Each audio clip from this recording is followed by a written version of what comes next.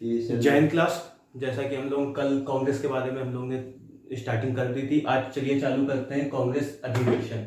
आज हम कांग्रेस के पूरे अधिवेशन करेंगे। तो चलिए, पहला अधिवेशन, प्रथम अधिवेशन कांग्रेस का हुआ था 28 से 31 दिसंबर 1885 को, जो बम्बई के गोकुल तेजपाल संस्कृत कॉलेज में हुआ था। प्रथम अधिवेशन पुणे में होना, लेकिन पुणे में अकाल या फ्लैग फैलने के कारण प्रथम अधिवेशन बम्बई में किया गया था। प्रथम अधिवेशन कुल 72 लोग शामिल हुए थे और प्रथम अधिवेशन के प्रथम अध्यक्ष WC बनर्जी और प्रथम सचिव AO ह्यूम थे, जो 1906 तक सचिव रहे थे। कांग्रेस के प्रथम अधिवेशन मुख्य रूप से डॉक्टर, वकील व कुछ जमींदार सम्मिलित हुए थे। इसमें प्रथम अधिवेशन 9 प्रस्ताव पारित हुए थे, जो 9 प्रस्ताव इस प्रकार हैं। पहला, भारत शासन के लिए स्वराज कमीशन की मांग की गई थी। दूसरा, इंग्लैंड में जो इंडिया काउंसिल है उसकी समाप्ति की मांग की गई थी। तीसरा था, सदस्यों का चुनाव के माध्यम से चुना जाए। चौथा था, ICS की परीक्षा भारत व इंग्लैंड में एक साथ कराने की मांग थी, क्योंकि पहले भारत में परीक्षा नहीं भारत और इंग्लैंड में एक साथ परीक्षा नहीं होती थी। और छठा था, ICS की उम्र बढ़ाई जाए, जो लिटन ने 23 से 19 वर्ष कर दी गई थी। तो फिर से वापस 23 वर्ष ICS में जो भारतीय सम्मिलित होते थे उनकी उम्र 23 साल करने के लिए ये छठी मांग की गई थी। चलिए इसका आगे चलते हैं। जो 9 प्रस्ताव पारित हुए थे उसमें तो 7वां था कि सैन्य व्यय में कटौती करना, जो इंग्लैंड अपनी कंपनियों को सैन्य उनकी कंपनियां थी उसमें व्यय में कटौती करना। इंग्लैंड से आयात कपड़े पर टैक्स लगाया जाए, क्योंकि इंग्लैंड अपने यहाँ से जो कपड़ा मंगाता था उस पर टैक्स नहीं लगाता, तो वो भारतीय बाजारों में जो कपड़ा रहता था उसको बर्बाद करा जाए, क्योंकि वो भारतीय कपड़ों से ज्यादा सस्ते इंग्लैंड के जो कपड़े आते थे वो हो गए थे। नवा तब बर्मा या म्यांमार को अलग किया जाए। नवा प्रस्ताव जो पारित हुआ था कांग्रेस के प्रथम अधिवेशन वो था बर्मा को अलग किया जाए। और एक यहाँ नोट है कि प्रथम अधिवेशन में आम जन या किसानों से जुड़ा कोई भी प्रस्ताव पारित नहीं हुआ था। तो इससे अगर ऐसा क्वेश्चन बनेगा कि प्रथम अधिवेशन में इनमें से कौन सा प्रस्ताव पारित नहीं हुआ था, तो 3 ऑप्शन सही होंगे या 4 ऑप्शन होंगे। 4 ऑप्शन दिए होंगे, या पहला दूसरा सही है कि तीसरा नहीं सही है, चौथा सही है। ऐसे इसमें से क्वेश्चन पूछे जाते हैं कि प्रथम अधिवेशन में कौन कौन से प्रस्ताव पारित हुए थे। तो 9 ये प्रस्ताव हैं। चलिए आगे देखते हैं अपना दूसरा अधिवेशन, कांग्रेस का दूसरा अधिवेशन। कांग्रेस का दूसरा अधिवेशन 1886 में कलकत्ता में हुआ था, जिसके अध्यक्ष दादा भाई नौरोजी थे। प्रथम कांग्रेसी नहीं, प्रथम फारसी अध्यक्ष थे। प्रथम फारसी अध्यक्ष थे। तो प्रथम फारसी अध्यक्ष दादा भाई नौरोजी थे। SN बनर्जी की नेशनल कॉन्फ्रेंस का विलय कांग्रेस में हुआ था। दूसरे अधिवेशन जो कलकत्ता में 1886 में हुआ था, इसमें कुल 4 से 34 लोगों ने भाग लिया था। एक क्वेश्चन ये बनता है कि लॉर्ड डफरिन ने किस अधिवेशन के बाद गार्डन पार्टी या डिनर पार्टी दी थी, तो वो कांग्रेस कलकत्ता का दूसरा अधिवेशन था 1886। और उसमें एक और क्वेश्चन बनता है कि इनमें से किसने गार्डन पार्टी में भाग नहीं लिया, तो SN बनर्जी ने गार्डन पार्टी में भाग नहीं लिया था।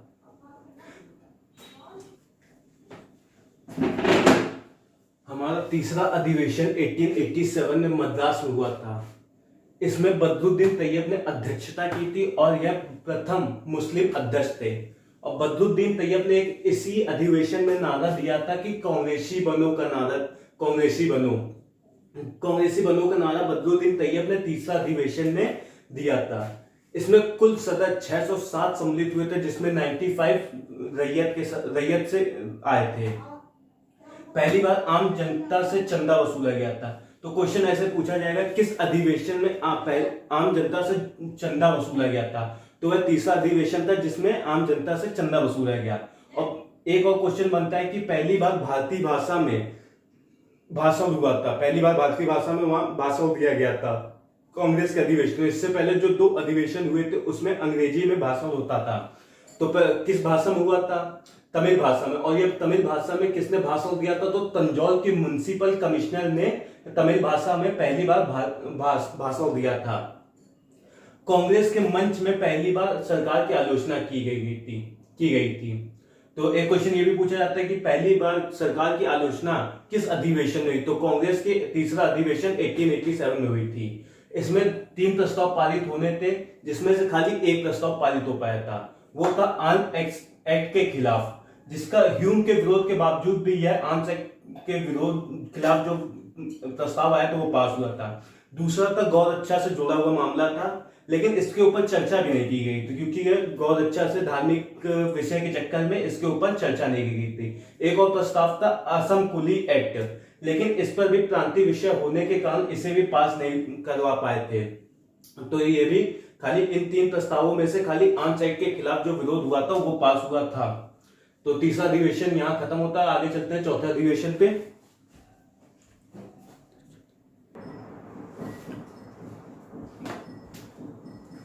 चौथा अधिवेशन जो 1888 में इलाहाबाद में हुआ था, इसके अध्यक्ष जॉर्ज यूले थे, जो प्रथम अंग्रेज अध्यक्ष बने थे। अधिवेशन को रोकने के लिए इलाहाबाद के गवर्नर ऑकलैंड कॉल्विन ने ह्यूम को पत्र लिखा और जहां अधिवेशन होना था वहां अधिवेशन न करने के लिए जगह नहीं दी। लेकिन राजा दरभंगा ने लोथल पैलेस खरीदकर कांग्रेस को अधिवेशन करने के लिए दे दिया। यहां से 2 क्वेश्चन बनते हैं कि किसने इलाहाबाद अधिवेशन का रोकने का प्रयास किया। तो इलाहाबाद के गवर्नर ऑकलैंड कॉल्विन ने, और किसने लोथल पैलेस को खरीदकर कांग्रेस को अधिवेशन करने के लिए दिया। तो राजा दरभंगा ने लोथल पैलेस खरीदकर कांग्रेस को अधिवेशन करने के लिए दिया था इलाहाबाद अधिवेशन। सर सैयद अहमद खां व सितारे हिंद अवध के शासक थे, ने भी इस अधिवेशन का विरोध किया, क्योंकि वह नहीं चाहते कि कांग्रेस का प्रसार जो उत्तर प्रदेश में हो, और अगर कांग्रेस प्रसार इनके क्षेत्र में होता तो इनका जो थे इनका प्रभाव कम हो जाता। इसमें चौथे अधिवेशन में टोटल 1248 सदस्यों ने भाग लिया था, और इस प्रथम अधिवेशन था चौथा अधिवेशन जो 1888 का इलाहाबाद अधिवेशन था। इसमें लाला लाजपत राय ने प्रथम बार हिंदी में भाषण दिया था। तो एक क्वेश्चन ये पूछा जाएगा कि प्रथम बार हिंदी भाषण किसने दिया, तो लाला लाजपत राय ने। और कौन सा अधिवेशन दिया, तो चौथा अधिवेशन 1888 का इलाहाबाद अधिवेशन। और इसी समय इंग्लैंड में एक संस्था बनती जिसका नाम था ब्रिटिश कमेटी ऑफ इंडिया। 1889 में ये इंग्लैंड बनी थी। इसके अध्यक्ष विलियम डिग्बी थे, और ब्रिटिश कमेटी ऑफ इंडिया ने इंग्लैंड में एक समाचार पत्र निकाला था जिसका नाम था इंडिया। तो यहां से भी क्वेश्चन ऐसे पूछे कि इंडिया नामक समाचार पत्र इंग्लैंड में किस कमेटी द्वारा निकाला गया, तो ब्रिटिश कमेटी ऑफ इंडिया। इसकी स्थापना 1889 और इसके अध्यक्ष विलियम डिग्बी थे। चलिए आगे चलते हैं 5वें अधिवेशन पे। चलिए 5वां अधिवेशन हमारा 1889 में बंबई में हुआ था। इसके अध्यक्ष बेंडल बर्न थे। बेंडल बर्न ने ह्यूम की जीवनी लिखी थी। तो एक क्वेश्चन ये बनता है कि ह्यूम की जीवनी का कौन थे, तो बेंडल बर्न थे, और इन्होंने 1889 में बंबई के 5वें अधिवेशन की अध्यक्षता की थी। इसमें चार्ल्स बिडेला ने भाग लिया था, जो इंग्लैंड के हाउस ऑफ कॉमन के सदस्य थे, संसद के सदस्य थे। इन्होंने 1890 में इंग्लैंड में एक संसद में एक विधेयक पास किया, मतलब इतना 1890 में इन्होंने संसद में एक विधेयक रखा जिसके विरोध के फलस्वरूप इन्होंने यह अपना विधेयक वापस ले, लेकिन उसकी जगह सरकार ने खुद एक विधेयक पारित किया जो 1892 में इंडियन काउंसिल एक्ट के नाम से आया। 5वें अधिवेशन में पहली बार महिलाओं ने भाग लिया। तो एक बहुत ही महत्वपूर्ण क्वेश्चन बन जाता है कि कौन से अधिवेशन में पहली बार महिलाओं ने भाग लिया। तो 5वां अधिवेशन 1889 बंबई के अधिवेशन में महिलाओं ने भाग लिया, और इसमें प्रस्ताव भी पारित हुआ था कि 21 वर्षीय मताधिकार भी प्रस्ताव पारित किया गया था। तो एक ये क्वेश्चन है कौन से अधिवेशन में 21 वर्षीय मताधिकार का प्रस्ताव पारित किया गया था। तो 5वें अधिवेशन में 21 वर्षीय मताधिकार का प्रस्ताव पारित किया गया था। छठा अधिवेशन 1890 में कलकत्ता में हुआ था, जिसके अध्यक्ष फिरोज शाह मेहता थे। फिरोज शाह मेहता को बंबई का बेताज बादशाह के नाम से भी जाना जाता है। तो एक क्वेश्चन ये पूछा जाता है बंबई का बेताज बादशाह किसे कहा जाता है, तो फिरोज शाह मेहता है। इस अधिवेशन यह प्रस्ताव पारित हुआ था कि अगला अधिवेशन लंदन में होगा, लेकिन ऐसा हुआ नहीं। पहली बार कलकत्ता विश्वविद्यालय की प्रथम महिला स्नातक कादम्बिनी गांगुली ने भाषण दिया। तो एक क्वेश्चन ये पूछा जाता है कि कलकत्ता महिला विश्वविद्यालय प्रथम स्नातक महिला कौन थी, तो कादम्बिनी गांगुली थी। और कादम्बिनी गांगुली ने किस अधिवेशन में भाषण दिया था, वो छठा अधिवेशन था 1890 का कलकत्ता अधिवेशन, जिसका उद्देश्य क्या था, भारतीय नारी की शक्ति को जगाना था। सातवां अधिवेशन 1891 में हुआ था, जो नागपुर में हुआ था। इसके अध्यक्ष आनंद चालू थे। इन्होंने अपने भाषण में कहा था कांग्रेस का दूसरा नाम राष्ट्रीयता है। तो क्वेश्चन यहाँ से ये कम पूछा जाता है, लेकिन ये ज्यादा पूछा जाता है कि कांग्रेस का दूसरा नाम राष्ट्रीयता है, किसने कहा? तो उसका आंसर है आनंद चालू ने यह कहा।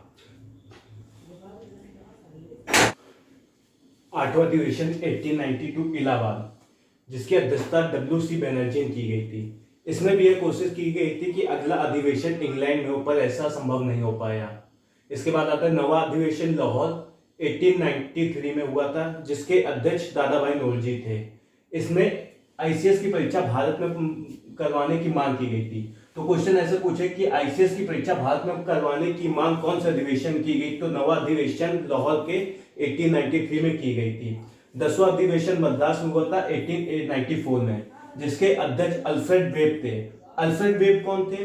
ब्रिटिश संसद के आयरिश सदस्य थे। तो क्वेश्चन पूछेगा कि जैसे 4 ऑप्शन दे दिया, उनमें से कि इनमें से कौन ब्रिटिश संसद के आयरिश सदस्य थे जिन्होंने कांग्रेस की अध्यक्षता की? तो उसका आंसर अल्फ्रेड वेब थे। 11वां अधिवेशन 1895 पुणे में हुआ था, जिसके अध्यक्ष SN बनर्जी थे। और इसमें एक काम हुआ था कि तिलक ने MG रानाडे द्वारा जो संचालित सोशल कॉन्फ्रेंस को कांग्रेस के मन से हटवा दिया था। तो क्वेश्चन ऐसे पूछे कि सोशल कॉन्फ्रेंस को कांग्रेस के मन से किसने हटवाया? तो तिलक ने सोशल कॉन्फ्रेंस को कांग्रेस के मन से हटवाया। और सोशल कॉन्फ्रेंस किसके द्वारा संचालित थी? MG रानाडे द्वारा संचालित थी। चलिए 12वां अधिवेशन 1896 कलकत्ता में हुआ था। इसके अध्यक्ष रहीमतुल्लाह सयानी थे। और ये इंपॉर्टेंट इसलिए हो जाता है क्योंकि वंदे मातरम कांग्रेस के मंच पर पहली बार गाया गया था। और वंदे मातरम के रचयिता बंकिम चंद्र चटर्जी, ये तो सबको पता है। तो क्वेश्चन पूछा जाएगा वंदे मातरम कांग्रेस के किस अधिवेशन में पहली बार गाया गया? तो 12वां अधिवेशन था 1896 का कलकत्ता अधिवेशन। इसके बाद आते हैं 13वां अधिवेशन 1897 अमरावती में हुआ था। इसके अध्यक्ष MC शंकर नायक थे। ये इतने इंपॉर्टेंट नहीं है, खाली इनके ये याद कभी कभी पूछे जाते हैं कि कहाँ हुआ था और अध्यक्ष कौन है। 14वां अधिवेशन 1898 में मद्रास में हुआ था, जिसके अध्यक्ष आनंद मोहन बोस थे। 15वां अधिवेशन 1899 लखनऊ में हुआ था। इसके अध्यक्ष RC दत्त थे। ये क्वेश्चन पूछा जाता है कि स्थायी बंदोबस्त को पूरे भारत में लागू कराने की मांग किस अधिवेशन में की गई? तो 15वें अधिवेशन में स्थायी बंदोबस्त को पूरे भारत में लागू कराने की मांग की गई, जो 1899 में लखनऊ में हुआ था।